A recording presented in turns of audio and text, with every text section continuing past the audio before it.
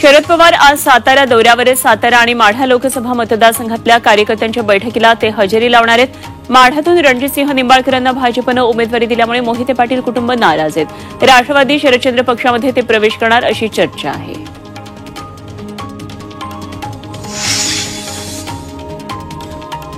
अमरावतीमधून नवनीत राणांना उमेदवारी जाहीर केल्यानंतर राजकीय घडामोडींना आता वेग आलेला आहे आणि आमदार बच्चू कडू आज महायुतीतून बाहेर पडण्याची शक्यता आहे। दुपारी 1 वाजता प्रहार पक्षाच्या उमेदवाराची घोषणा करणार असल्याची माहिती विश्वसनीय सूत्रांनी दिली आहे। ठाकरे पक्षाचे अमरावतीचे सहसंपर्क प्रमुख दिनेश बुब यांना प्रहार उमेदवारी देणार असल्याची माहिती कळतेय। भंडारा गोंदिया लोकसभा जागेसंबंधी फडणवीसांनी एक किस्सा सांगितलाय। ही जागा प्रफुल्ल पटेल यांच्यासाठी राष्ट्रवादीला सोडायला भाजपचं नेतृत्व तयार होतं, मात्र प्रफुल्ल पटेलांनी निवडणूक लढवण्यास नकार का दिला असा किस्सा फडणवीसांनी सांगितला। एअर इंडिया प्रकरणामध्ये प्रफुल्ल पटेलांना मोठा दिलासा मिळालाय। एअर इंडिया इंडियन एअरलाइन्स विलीनीकरण गैरव्यवहार प्रकरणामध्ये सीबीआयनं क्लोजर रिपोर्ट सादर केला। 2017 सीबीआयनं सुप्रीम कोर्टाच्या आदेशानुसार या प्रकरणात चौकशी सुरू केली होती। महायुतीत प्रवेश केल्याच्या 8 महिन्यानंतर पटेलांना हा दिलासा मिळाल्यानं चर्चांना उधाण आलंय। माढा लोकसभेचा तिढा संपत नाहीये। माढ्याचा उमेदवार जाहीर झाल्यापासून महायुतीतलं नाराजी नाट्य अजूनही सुरू आहे। धैर्यशील मोहिते पाटील आणि रामराजे निंबाळकर यांनी विद्यमान खासदारांविरोधात दंड थोपटले। या पार्श्वभूमीवर उपमुख्यमंत्री फडणवीसांनी माढा लोकसभेतील आमदारांची बैठक बोलावली। एखाद्याला उमेदवारी द्यायचीच नसेल तर सर्व्हेचं कारण दाखवलं जातं अशा शब्दांमध्ये शिंदे गटाचे माजी खासदार आनंदराव अडसूळ यांनी थेट नाव न घेता भाजपच्या सर्व्हेवर नाराजी व्यक्त केली। भाजपच्या सर्व्हेमध्ये शिंदे गटातील खासदारांविरोधात जनमत असल्याचं दाखवण्यात आलं का असा प्रश्न त्यांना विचारला, त्यावर त्यांनी ही प्रतिक्रिया दिली।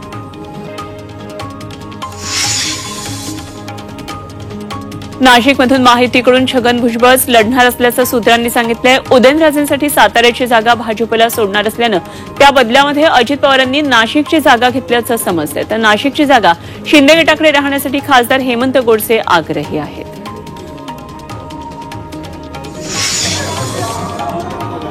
मुख्यमंत्री शिंदेंनी मावळमधून श्रीरंग बारणेंना उमेदवारी दिली आणि त्यांची उमेदवारी जाहीर होताच कार्यकर्त्यांनी एकच जल्लोष केला।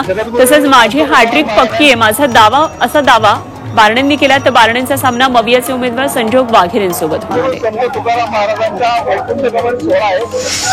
हिंगोलीमध्ये शिंदे गटाकडून खासदार संजय जाधव यांना उमेदवारी मिळाल्यानंतर त्यांच्या कार्यकर्त्यांनी जल्लोष केला आणि विशेष म्हणजे हेमंत पाटलांचं तिकीट कापलं जाईल अशी चर्चा होती, मात्र त्यांचं नाव जाहीर झाल्यानंतर जल्लोष करण्यात आला।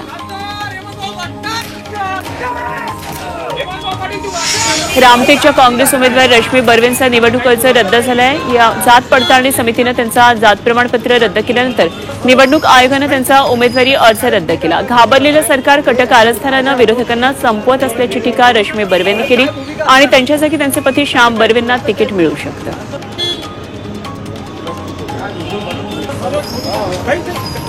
काय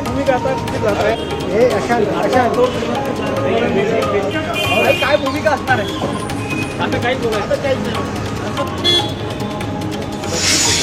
ईशान्य मुंबईमध्ये ठाकरे गटानं संजय दिना पाटलांना परस्पर तिकीट दिल्यानं शरद पवार गट आक्रमक झालाय। ईशान्य मुंबईमध्ये राष्ट्रवादीचा पारंपरिक मतदारसंघ आहे, त्यामुळे इथून शरद पवार गटाच्या राखी जाधव यांना उमेदवारी देण्याची मागणी पवार गटानं केली आहे। तर हा मतदारसंघ सोडायचा नसेल तर दक्षिण मध्य मुंबई पवार गटाला द्यायची नवी मागणी आता पुढे आली आहे। सांगलीच्या जागेबाबत बोलणाऱ्या नेत्यांना अपुरी माहिती असल्याचं सांगत ठाकरे गटाच्या वरुण सरदेसाईंनी सतेज पाटील आणि विश्वजित कदम यांना टोला लगावलाय। कोल्हापूरच्या बदल्यामध्ये सांगली हाच फॉर्म्युला ठरलेला होता, मात्र त्या बैठकीमध्ये सतेज पाटील आणि विश्वजित कदम नव्हते आणि त्यामुळे अपुऱ्या माहितीनं कोणी बोलू नये असं सरदेसाई म्हणाले। शेकापचे आमदार जयंत पाटील यांनी शरद पवारांची भेट घेतली। यावेळी त्यांनी रायगड आणि माढामधला उमेदवार निवडून येतील असा विश्वास व्यक्त केला। रायगडमध्ये तटकरे उमेदवार असल्यामुळे आम्हाला फायदा होईल, तर माढामधून धैर्यशील मोहिते पाटील किंवा अनिकेत देशमुख लढतील असा दावा जयंत पाटील यांनी केला आहे। हिंगोलीमधून ठाकरे गटाच्या उमेदवाराची घोषणा होताच काँग्रेसमध्ये नाराजी नाट्य सुरू झाले। काँग्रेसच्या प्रज्ञा सातव गटाच्या 22 पदाधिकाऱ्यांनी सामूहिक राजीनामे दिलेत। नागेश पाटील आष्टीकरांच्या उमेदवारीवरून काँग्रेसमध्ये नाराजी आहे। शिर्डीच्या जागेवरून काँग्रेसच्या उत्कर्षा रूपवती नाराज आहे. शिर्डी लोकसभा मतदारसंघ काँग्रेसला न देता ठाकरे गटाला ही जागा सोडली आहे. आघाडीनं उमेदवाराचा फेरविचार करावा, अन्यथा इतर पर्याय शोधू असा इशारा त्यांनी दिला आहे. काँग्रेसचे नांदेडमधले उमेदवार वसंतराव चव्हाण यांनी अशोक चव्हाणांवर सडकून टीका केली. काही जण एवढे लाचार झालेत की ज्यांच्या फोटोला जोडे मारले त्यांच्याच बाजूला जाऊन बसले. एवढी लाचारी कशासाठी असा सवाल वसंतराव चव्हाणांनी केला. नांदेड दक्षिण लोकसभा मतदारसंघाच्या काँग्रेस मेळाव्यामध्ये ते बोलत होते. मावळचे ठाकरे गटाचे उमेदवार संजोग वाघेरे यांनी मातोश्रीवर येऊन उद्धव ठाकरे यांचे आशीर्वाद घेतले. आपल्या विरोधात कोणीही उमेदवार उभा राहिला तरी आपल्याला आव्हान वाटत नाही अशी प्रतिक्रिया त्यांनी दिली. इतकंच नाही तर मावळमध्ये मवियाचा उमेदवार विजयी होईल असा विश्वास त्यांनी व्यक्त केला. महायुतीत नाराज असलेल्या रामदास आठवलेंनी लोकसभेच्या 2 जागा मागितल्या. काँग्रेस आणि इंडिया आघाडीचे 12 वाजवायचे म्हणून भाजपसोबत आहोत, त्यामुळे शिर्डी आणि सोलापूरची जागा आम्हालाच मिळावी अशी मागणी त्यांनी केली आहे. जागा वाटपामध्ये आरपीआयचं नाव येत नसल्यानं आपण फडणवीसांना भेटणार असल्याचं आठवले पुण्यामध्ये म्हणाले. ज्योती मेटे महायुती सोडून जाणार नाही तसा दावा पंकजा मुंडेंनी केला. शिवसंग्राम हा त्यांचा स्वतंत्र पक्ष असल्यानं त्यांना निर्णयाचा अधिकार असल्याचं पंकजा मुंडे म्हणाल्या. ज्योती मेटेंनी शरद पवारांची भेट घेतल्यानंतर त्या बीडमधून मवियाच्या उमेदवार असतील अशी चर्चा आहे. त्यांच्या उमेदवारीनं पंकजांना अडचण होऊ शकते. अमरावतीतल्या भाजपच्या उमेदवार नवनीत राणा यांनी उपमुख्यमंत्री देवेंद्र फडणवीस यांची भेट घेतली. नवनीत राणांनी बुधवारी रात्री उशिरा भाजपमध्ये प्रवेश केल्यानंतर त्यांनी काल सागर बंगल्यावर फडणवीसांची भेट घेऊन त्यांचे आभार मानले.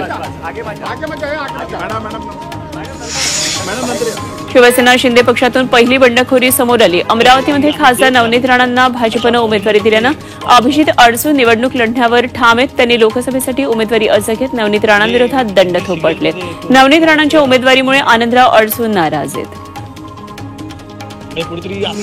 लातूर लोकसभा निवडणुकीसाठी लोहा कंधारमध्ये भाजप उमेदवाराचा प्रचार न करण्याचा निर्णय शिंदे गटानं घेतलाय. लातूर लोकसभेसाठी भाजपनं पुन्हा खासदार सुधाकर शृंगारे यांना उमेदवारी दिली आहे. मात्र या मतदारसंघातल्या शिंदे गटामध्ये शृंगारेंबाबत प्रचंड नाराजी आहे, त्यामुळे हा निर्णय घेण्यात आलाय.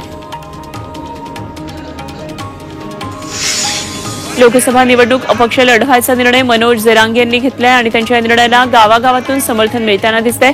बीड तालुक्यातल्या बेडूकवाडीच्या ग्रामस्थांनी निवडणुकीमध्ये कसं तर जरांगे पाटील म्हणतील तसं असा नारादेश शपथ घेतली. जरांगे आपली भूमिका 30 मार्चला जाहीर करणार आहेत आणि त्यापूर्वीच त्यांना अनेक भागांमधून साथ मिळते. माढ्यातून मराठा उमेदवाराला लोकसभा निवडणुकीत उतरवण्याचा निर्धार सकल मराठा समाजानं केला. माढा लोकसभेत मराठा उमेदवार देऊन विजयाचा गुलाल उधळणार असल्याचा दावा माळशिरसमधल्या बैठकीत मराठा समाजानं केला.